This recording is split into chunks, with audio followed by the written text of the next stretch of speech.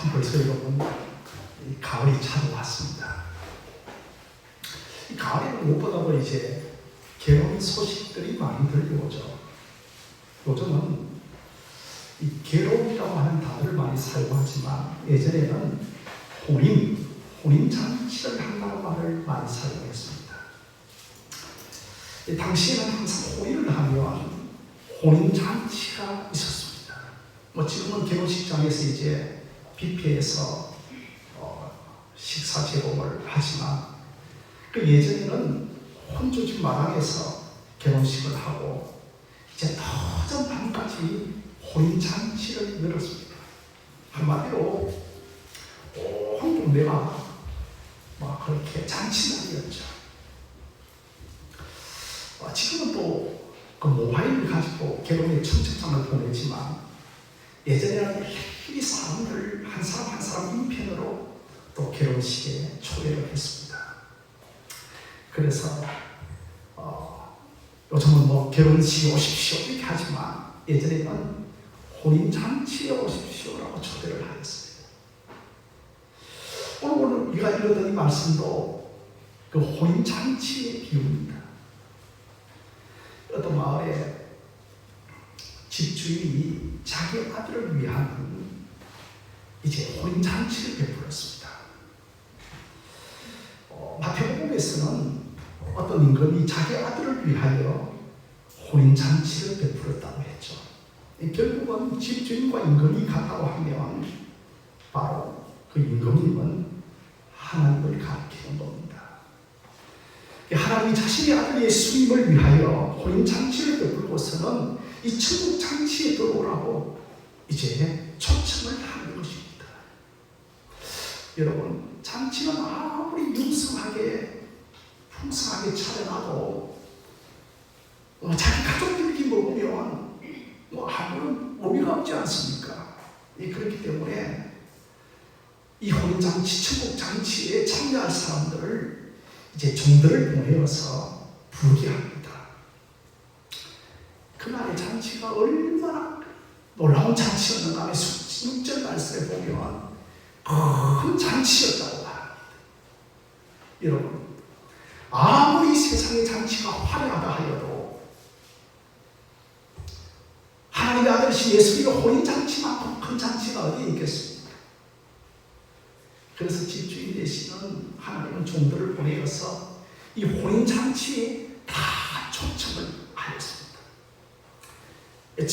초청하라고 하는 말은 우리가 초대하라는 이런 뜻도 있지만 이 청하다고 하는 뜻은 부르다, 불러내다라고 하는 뜻을 지니고 있습니다.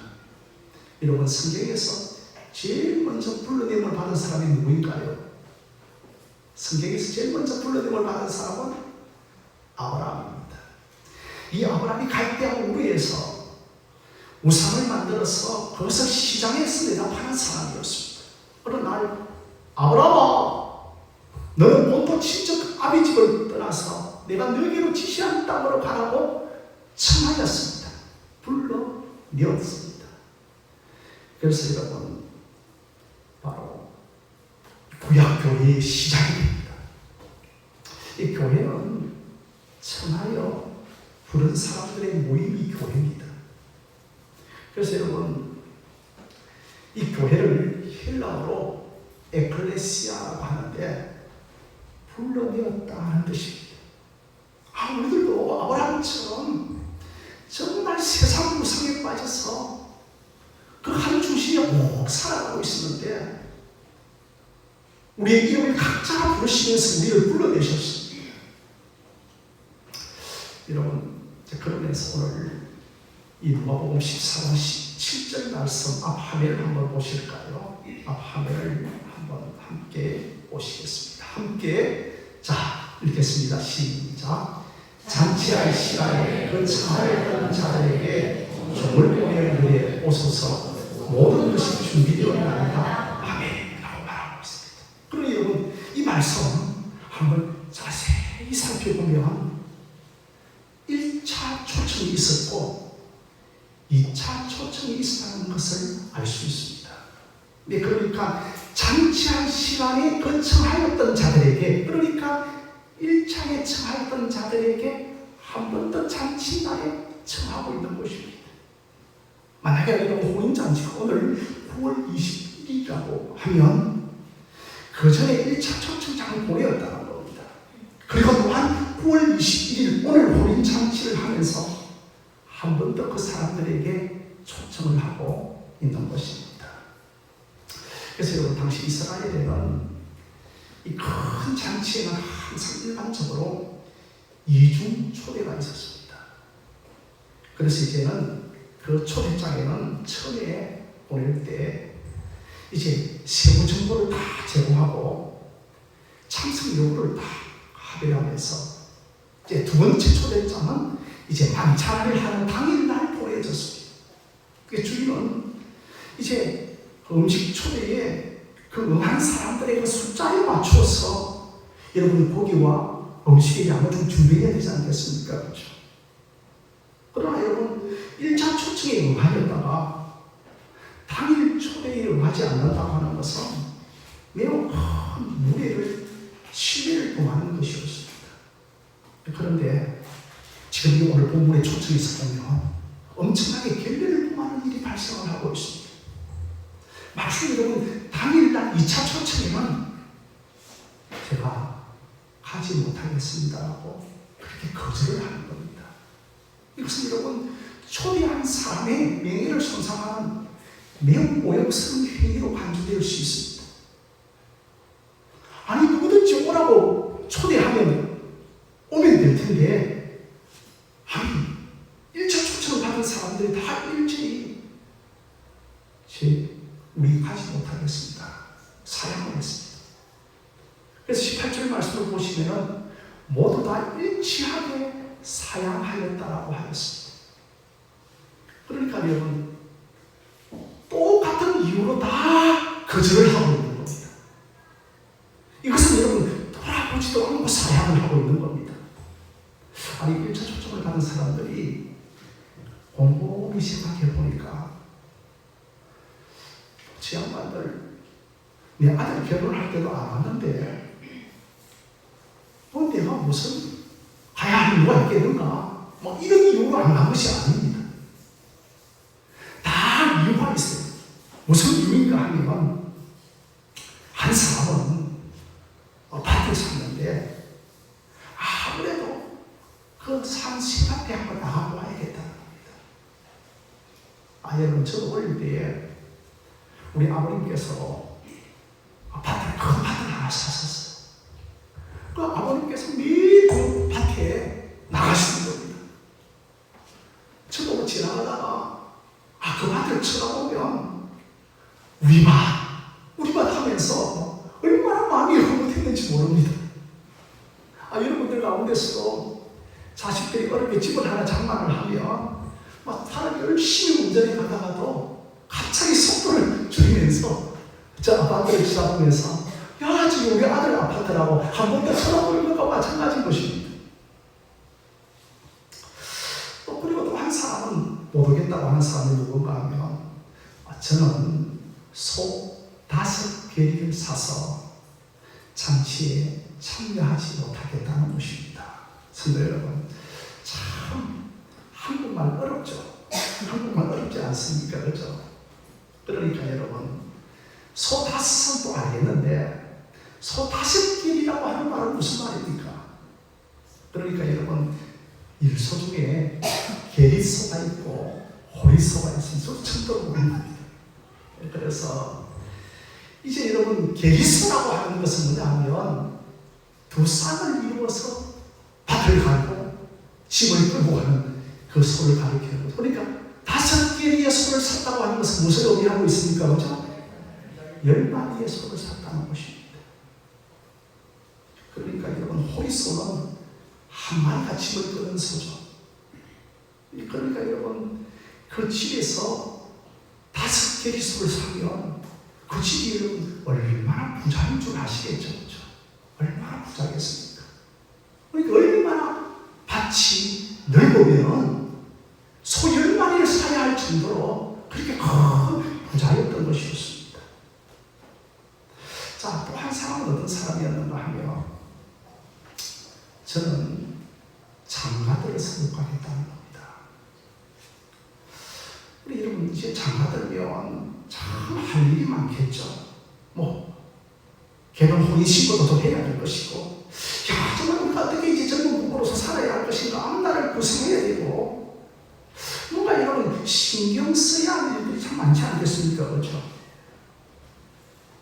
그러니까 여러분 한번 생각해 보십시오. 이 세 사람이 도둑질을 하느라고 바빠서 못 간 것도 아니고, 또 돈 낭비하기 위하여서 못 간 것도 아니었습니다.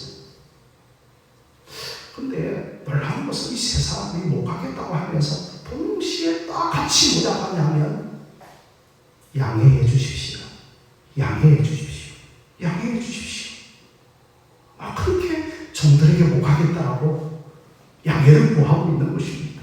그렇게 여러분 이런 인사를 할 정도가 되어지면 참 인품이 있고 또 교양이 있다는 사실을 알 수가 있지 않겠습니까?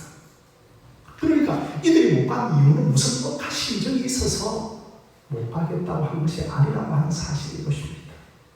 물론 그날 당일에 소를 사고 밭을 사고 장가를 간 개인사에 참 중요한 일도 있었지만, 이들이 그 집주인의 혼인잔치에 못 간 특별한 이유가 딱 한 가지가 있어요. 그렇다면 여러분, 이 초청을 거절했던 세 사람이 누굽니까? 여러분, 초청을 거절했던 세 사람이 누구였는가 하면 바리새인과 유대인들이었습니다. 이들은 참 인품이 있고 교양이 있고 학식이 있고 무엇보다도 구약 성경에 능통한 사람들이었습니다. 그러니까 이들이 못 가겠다고 하는 이유는 뭐냐면, 우리는 혈통적으로 족보적으로 아브라함의 자손이기 때문에 자연스럽게 천국 잔치에 들어갈 수 있고, 우리는 율법을 지켜 행할 수가 있기에 우리는 당연히 천국 잔치에 들어갈 수 있다고 생각한 사람들이었습니다. 여러분, 이 세 사람은 그래도 못 가겠다고 양해를 구합니다. 양해해 주십시오라고 인사를 했지요. 어떤 유대인과 바리새인들은 굉장하게 강압적이고 폭력적이고요, 교양이 없었습니다. 너무너무나 무리했습니다. 그래서 많은 종들이 아들의 혼인잔치에 오소서라고 초청을 했는데, 그들은요 거부했습니다. 그래서 그들은 초청잔치에 어떻게 딱 초청을 베풀었는가 하면, 너희들이 무조건 혈통적으로 아브라함의 자손이기 때문에 천국 가는 것이 아니라 예수를 믿어야 천국 간다는 이 복음을 다 전하자. 양해해 주십시오. 양해해 주십시오. 이렇게 인격적으로 대답한 것이 아니고, 모욕을 하고 매질을 하고 때리면 아예 죽여버리기까지도 하였습니다. 여러분, 이 종들이 보냄을 받은 사람들의 대표적인 사람이 누구였는가 하면, 하나님의 종으로 이 땅에 온 이사야 선지자였습니다. 여러분, 이사야 선지자가 어떻게 죽었는지 아십니까? 톱에 개임을 당하여 죽었습니다. 톱에 개임을 당하여 죽었습니다. 물론 이사야서를 읽어보면 이사야가 톱에 개임을 당하여 죽었다고 하는 기록은 없지만, 히브리서 11장 27절에 보면 톱에 개임을 당하여라고 하는 구절이 나오는데, 이 사람이 바로 이사야라고 우리는 알고 있는 겁니다. 그리고 여러분, 구약의 여러 종들 가운데 예레미야는 누구냐면, 예레미야는 어린 청소년기에 하나님께 부름을 받았어요. 아무도 모르는 이 청소년기에 부름을 받고서 계속해서 하나님의 초청을 전하게 되어지는데, 얼마나 고난을 당하고 핍박을 당하고 매질을 당하였던지 예레미야 선지자의 별명이 뭐였는가 하면 눈물의 선지자였습니다. 한평생을 눈물로 보내었던 사람이었습니다. 그래서 하나님은 구약시대 여러 종들을 보내어서 계속해서 오실 예수님을 증거하였습니다. 그러니까 여러분, 구약의 이 종들이 선지자들이었는데, 이 종들이 여러분 손끝이 무엇을 다 가리키고 있는가 하면, 이 손끝이 다 무엇을 가리키고 있는가 하면, 그래서 여러 선지자들의 손끝이 가리키고 있는 것을 바라보니까 저 끝에 뭐가 가르치고 있는가 하면 예수 그리스도를 다 가르치고 있었던 것이었습니다. 그런데 이들은 이 가르치는 예수 그리스도를 거부하고 심지어 아들 예수를 알아보지를 못하였습니다. 마침내 집주인이 이제 종들을 보내도 안 되니까 이제 누구를 보내야 되겠습니까? 아들을 보냅니다. 그리고 집주인의 딱 아들을 보내는데 그 집주인의 아들이 누구였는가 하면 누군가요? 집주인의 아들이 예수님이십니다. 우리 예수님께서 최종 구원을 위하여서 이제 등판을 하십니다. 그런데 여러분, 우리 예수님 아무런 준비 없이 오시지 않았습니다. 여러분, 우리가 잔치를 베풀다 초대를 했는데 그 집에 가보니까요, 깨지하게 음식도 다 준비가 되어 있지 않고, 그리고 음식은 얼마나 사고 부패한지 이런 처에, 그리고 이제 그날 잔치에 가니까 뭐 준비하는 사람들이 왕창 바쁘게 분주하게 잔치를 준비하는 과정을 본 적이 있습니다. 그런데 오늘 말씀 7절에 보면 오소서 우리가 준비되었나이다. 모든 것이 다 준비된다고 그렇게 말씀을 하고 있는 거예요. 예수님께서 십자가에 운명하시면서 마지막으로 하신 말씀이 뭐냐 하면 내가 다 이루었다 했습니다. 내가 모든 것을 다 준비하였다. 내가 모든 구원의 초청의 잔치를 위하여서 너희들의 구원을 위하여 내가 모든 것을 다 완성하셨다는 것입니다. 다 완성하시고 나서 너희들이 다 이 초청 잔치에 오라고 하시는 것입니다.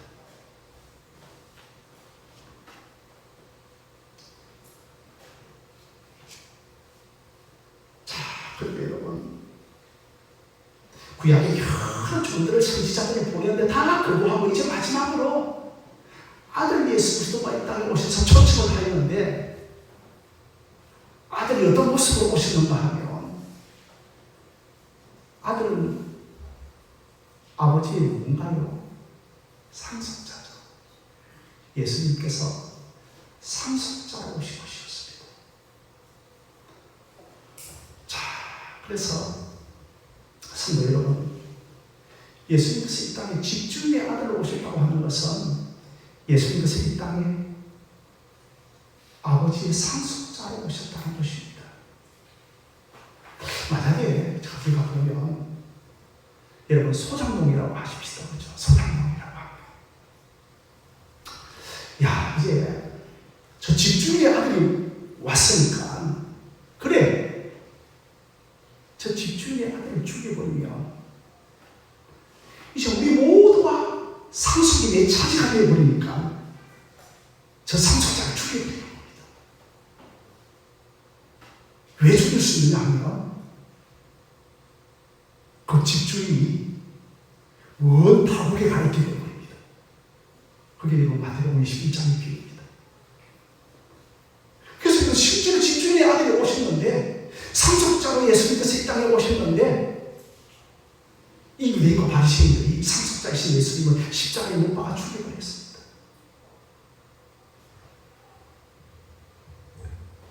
그러면서 유대인과 바리새인들이 우리 예수님 가지고 오실 상속 필요 없다. 우리에게 주신 상속이 있다. 그렇게 하면서 자신들이 알고 있는 상속을 차지하려고 합니다. 그리고 여러분, 상속자 예수님을 죽이고 자신들이 차지하려고 하는 상속이 무엇이겠습니까? 여러분, 오늘 설교가 좀 어렵습니까? 그냥 좀 집중하면서 들으면 또 이해가 되어질 것입니다. 자신들이 상속받았다고 하는 것이 뭐냐 하면 우리가 혈통적으로 아브라함의 자손이기 때문에 당연히 천국에 들어갈 수 있다고 하는 그 상속권을 자신들이 가지고 있는데 무슨 또 상속이 필요하다는 거냐? 무슨 믿어서 상속받을 이유가 뭐가 있다는 거냐? 그리고 우리가 행함으로 구원받을 수 있는 상속권을 갖고 있는데 우리가 행할 수 있다고 생각하면서 행함으로 구원받을 수 있는 상속권이 자신들에게 있다고 예수님이 가지고 오신 상속권을 딱 거부하게 되어진 것입니다. 사랑하는 성도 여러분, 예수님께서 이 땅에 가지고 오신 상속이 뭐냐 하면 아들 예수를 믿으면 우리가 천국 간다는 상속이었습니다. 우리도 예수님을 믿으면 우리도 다 하나님의 아들이 되어져서 예수님과 함께 공동 상속자가 되어진다고 하는 이 상속을 예수님께서 우리에게 가져오신 것입니다. 그래서 여러분들이 너무나 잘 알고 있는 성경 구절이 뭡니까? 에베소서 2장 8절 9절이 아시죠? 에베소서 2장 8절 9절 앞 화면을 보면서 한번 읽어보시겠습니다. 시작. 너희는 그 은혜에 하여 믿음으로 말미암아 구원을 받았으니 이것은 너희에게서 난 것이 아니고 하나님의 선물이라고 했습니다. 믿음으로 구원을 받는 것이 하나님이 우리에게 주시는 상속입니다. 예수님을 믿으면 천국 잔치에 참여할 수 있다는 것이 상속입니다. 그런데 바리새인들은 이렇게 물려받은 상속을 너무나 싫어하는 겁니다. 자신들은 행함으로 상속을 받을 수 있다고 생각하는 겁니다. 자신들은 행할수록 그 구원이라고 하는 상속을 받을 수 있다고 생각하는 겁니다. 자신들은 아브라함의 자손이기 때문에 당연하게 천국 상속을 받았다고 생각을 하는 것입니다. 그러니 여러분, 예수님이 가지고 오신 상속을 그렇게 싫어하고 그렇게 예수님이 가지고 오신 상속을 대적하고 그렇게 하는 상속자 예수 그리스도를 십자가에 못 박아 죽여버린 것입니다. 아무튼 여러분, 세 사람 누구죠? 첫째로 밭을 산 사람, 그리고 또 누구죠? 소를 산 사람, 그리고 장가하는 사람. 다 초청을 거주하자 종이 이제 집주인에게 보고를 합니다. 주인이시여, 아니 세 사람들이 다 초청을 거부합니다. 그래서 이제 집주인이 저들은 나의 초청에 합당하지 않는 것을 알고서는 종에게 너가 빨리 시내에 나가서 거리나 골목으로 나가서 또 가난한 자들과 눈먼 자들과 병든 자들과 맹인들과 전능자들에게 다 그들에게 초청하여서 그들을 다 데리고 오라고 말을 합니다. 그러면서 만나는 대로 모든 사람들을 다 데리고 오라고 말을 합니다. 그래서 이제 종이요 급히 또 거리로 나가고 골목으로 나가서 그 만나는 사람들을 다 데리고 옵니다.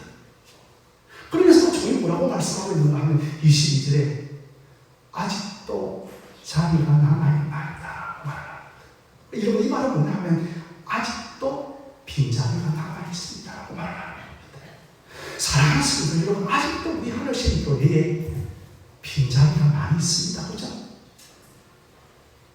아직도 치앙마이와 태국에 빈자리가 많이 남아있어서 아직도 이 세상에 구원받을 백성들이 많이 있다고 하는 사실인 겁니다. 아마 저는 이 빈자리들이 다 채워지면, 이 지구상의 모든 구원받은 빈자리가 다 채워지면 우리 주님이 오실 줄로 믿습니다. 그래서 우리 주님께서는 내가 올 때까지 계속해서 너희들이 청함을 계속해라고 말을 하고 있는 겁니다. 주님 오실 때까지 천국 잔치에 문이 열려 있다는 것입니다. 주님께서 지금도 말씀합니다. 우리에게 다 데리고 오라. 다 데리고 오라. 또 종이 찾아와서 아직도 자리가 남아있다. 아직도 빈자리가 많습니다. 그래서 누가복음 14장 30절을 보시면 앞 화면을 한번 보시겠습니다. 함께 한번 읽어보겠습니다. 시작. 주인이 종에게 이르되 길과 산을 다리가로 나가서 사람을 방문하여 데리다가 내 집을 치우라. 그래서 초청전도 주일을 각 교회들 하다 보면 제일 중요한 그 해수막 문구가 뭐냐 하면 강끈하여 내 집을, 강끈하여 데려다가 내 집을 채우라 하는 문구 여러분 많이 보셨죠? 그렇죠? 여러분 오늘 설교 제목이 뭐냐 하면 강끈하여 데려다가 내 집을 채우라. 한번 여러분 한번 알아보실까요? 시작. 강끈하여 데려다가 내 집을 채우라. 참 교회들마다 이 표로 많이 사용하는 구절입니다. 관건하리라고 하는 것이 다른 말이 아닙니다. 이 관건하리라고 하는 말은 성령의 역사입니다. 성령의 역사로 이끌림을 받게 해서 데리고 오라는 것입니다. 우리가 관건해서 데리고 오라 해서 막 멱살을 잡고 끌고 메고 오듯이 데리고 오라는 것이 아니라 성령의 감동과 감화와 그것이 여러분 관건하심이라고 하는 겁니다. 성령의 감화와 감동으로 그들을 관건하게 데리고 오라는 것입니다. 어떤 교회는 여러분 총동원 전도주의 복음 총잔치를 할 때 관건하게 데리고 와서 내 집을 치우라고 한 데에서 교회에서 20만 원권 백화점 선물권을 뿌리기도 한다는 겁니다. 그래서 한 사람씩 데리고 오면 2주만 나오게 하면 20만 원권 선물 백화점 선물권을 뿌리기도 합니다. 이게 관건하심이 아닙니다. 그래서 이번 주일 우리 교회만 한 번만 나오면 다른 교회 다니고 있더라도 우리 교회 이번만 한 번만 나오면 되겠습니다. 여러분 관건하심으로 데리고 오는 것이 아닙니다. 관건하심은 성령의 관건하심을 거부할 수가 없어서 오게 되는 것입니다.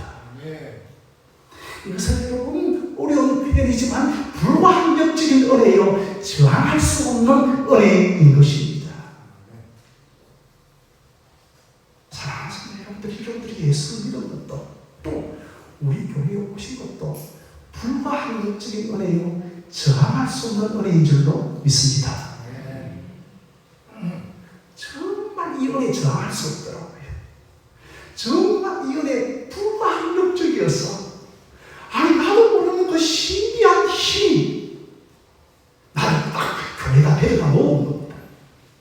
여러분에게 좀 더 죄송스러운 표현이지만 좀 더 심하게 말씀을 드리면 내 의지와 내 의사와는 상관없이 강압적으로 폭력적으로 교회에다가 우리를 집어버리 밀어넣은 것입니다. 이게 여러분 관건하심입니다. 이 관건하심이란 우리가 전도 초청을 할 때에 아멘 하면서 따라오는 관건하심의 전도가 우리 교회에 풍성하기를 주님의 이름으로 기도하십시다. 아멘. 어떤 집사님이 복음 초청 주일을 앞에 두고 남편 공과 남편 초청을 위하여서 간절하게 기도하였습니다. 새 기도를 열심히 나왔는데 얼마나 이 남편의 마음이 강팍한지 갑자기 새벽 기도하는 시간에 눈을 뜨고요 모른 체 하면서 다리를 들어가지고 새벽 기도 나가려고 하는 아내의 탱크를 걸어가지고 막 넘어뜨리기도 하고 이렇게 합니다. 너무너무 마음이 아파서 그날따라 너무너무 피파를 남편이 많이 해서 새벽 기도 나오면서 남편의 구두를 가지고 다 나왔답니다. 남편의 구두를 가슴에 다 풀고 새벽 기도를 하면서 하나님 우리 남편 오시고 보았죠? 우리 남편 구두가 왔습니다. 그렇게 남편 구원 초청을 위하여서 간절하게 기도했는데 남편의 그 강압적인 마음은 바뀌어지지 않았어요. 드디어 이제 그 해에 부활주일 복음 초청 잔치였는데 아니 갑자기 이런 아침에 여보 교회 같이 갑시다. 할렐루야. 이게 여러분 강건하심 성령의 강건하심을 거부할 수가 없었어.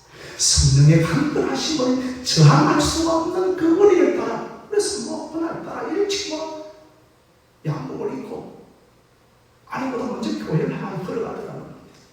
이게 여러분 강건하여 데려다가 내 집을 치우는 겁니다. 우리 하나님 교회의 성령의 강건하심을 따라서 내 집을 치워지는 놀라운 교회가 되어지기를 바랍니다. 우리 한신교회도 이번 11월 셋째 주일 추수감사주일에 복음 초청 잔치를 하는데 지금부터 여러분 성령의 강건하심이 있도록 저 사람 아예 안 될 거야 이렇게 포기하지 말고 성령의 강건하심으로 따라올 수 있도록 여러분 기도하시기를 바랍니다.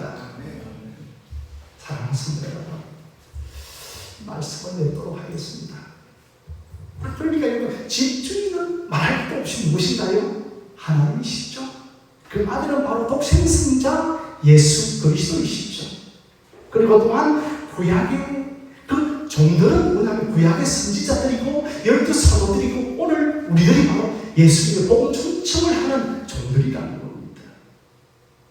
하나님께서 우리에게 뭐라고 말씀하고 있습니까? 모두 데리고 오라.